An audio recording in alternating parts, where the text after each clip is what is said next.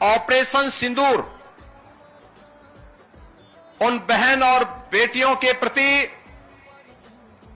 प्रधानमंत्री मोदी जी और देश की सेना की एक संवेदना है। जिन लोगों ने भारत की बहन और बेटियों के सिंदूर को छीनने का दुस्साहस किया था, कल की स्ट्राइक में उन्हें अपना खानदान खोना पड़ा है और दुश्मन के काराना हरकतों का जवाब ये नया भारत इसी मजबूती के साथ देगा। यह प्रधानमंत्री जी ने पहले दिन ही देशवासियों को आश्वस्त किया था और कल की घटना में एक बार फिर से नए भारत ने यह साबित भी किया है।